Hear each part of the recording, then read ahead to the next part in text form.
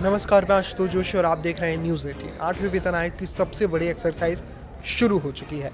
तमाम कर्मचारी और पेंशनर संगठनों ने ऑनलाइन मेमोरेंडम में जो मांगी की थी, जो भी सुझाव दिए हैं, उन पर आयोग मंथन कर रहा है। इसी के साथ अलग अलग शहरों में बैठकों में संगठनों ने जो सुझाव और मांगे सामने रखी, उन पर भी विचार किया जा रहा है। हालिया बैठक पिछले दिनों उत्तर प्रदेश की राजधानी लखनऊ में हुई। इसमें कर्मचारी संगठनों ने सैलरी, पेंशन, फिटमेंट फैक्टर समेत कई विषयों पर अपनी बातें रखी।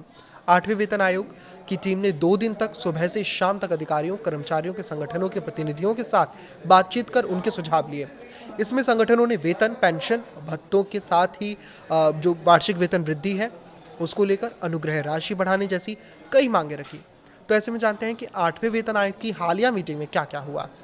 Fitment factor, minimum salary, pension और भत्ता। All India federation of diploma engineers ने नेशनल प्रेसिडेंट एनडी द्विवेदी की अगुवाई वाले प्रतिनिधिमंडल ने फिटमेंट फैक्टर 3.93 रखे जाने की मांग की है। संगठन ने इसी के साथ जूनियर इंजीनियर्स की मिनिमम सैलरी 1,39,000 रुपये करने की भी मांग की है। एनुअल इंक्रीमेंट यानी वार्षिक वेतन वृद्धि को 3 से बढ़ाकर 6% किए जाने की भी मांग की है। संगठन ने अतिरिक्त योग्यता के लिए 10% भत्ता दिए जाने की मांग की है। वहीं ये भी सुझाव दिया है कि केंद्रीय कर्मचारियों के जो बच्चे हैं, उनके लिए उच्च शिक्षा के लिए 10,000 रुपये महीने दिए जाएं।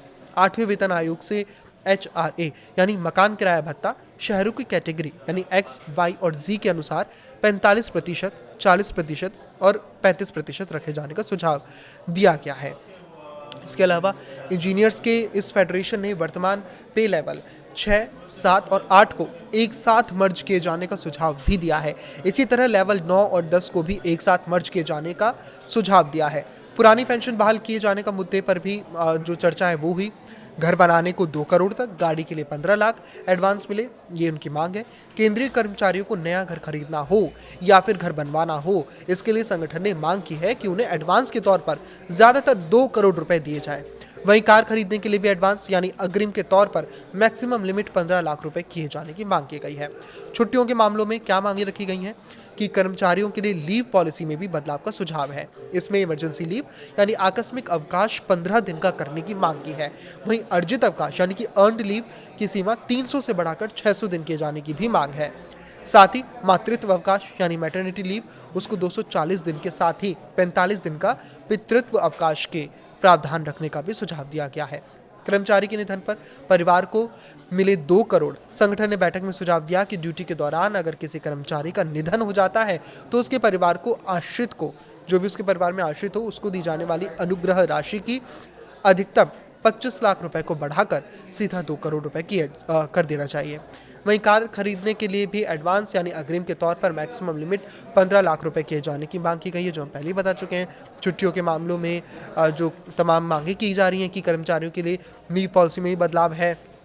इसमें इमरजेंसी लीव आकस्मिक अवकाश यानी कि 15 दिन का करने की मांग रखी गई है और अर्न लीव 300 से बढ़ाकर 600 किए जाने के साथ ही जो पितृत्व अवकाश है उसको दिए जाने का भी सुझाव है। तो संगठन ने बैठक में सुझाव ये दिया है कि ड्यूटी के दौरान अगर कोई मर भी जाता है या उसका किसी तरह से निधन हो जाता है तो 25 लाख रुपए को बढ़ाकर अब 2 करोड़ कर दिया जाए।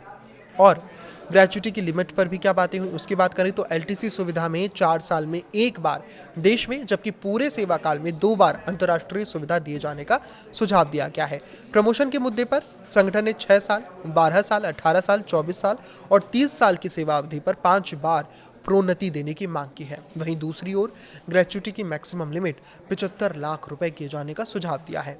इन संगठनों ने भी सामने रखे प्रस्ताव अखिल भारतीय वेतन और वरिष्ठ लेखा अधिकारी संगठन ने 4थे, 5वें, 6ठे और 7वें वेतन आयोग की ओर से विभिन्न लेखा संगठनों के लिए समान वेतनमान और सेवा शर्तों की संस्तुति किए जाने के बावजूद केंद्रीय सिविल लेखा सेवा अधिकारियों के वेतनमान की विसंगतियों को दूर करने की मांग रखी है। साथ ही पदानुक्रम की विसंगतियां भी दूर करने का सुझाव दिया है। इस संगठन की ओर से प्रेसिडेंट गीतांजलि और महासचिव कौशल मिश्रा ने आयोग के सामने अपने सुझावों और जितनी भी मांग है उन सबको रखा।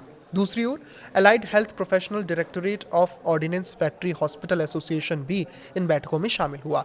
इसके प्रेसिडेंट कौशल श्रीवास्तव की अगुवाई में प्रतिनिधिमंडल ने सैलरी और भत्ते बढ़ाए जाने को लेकर अपनी बात रखी है। इस पर आपकी क्या राय है हमें कमेंट करके जरूर बताएं। लाइक करें, शेयर करें और इसी तरह जुड़े रहें। नमस्कार।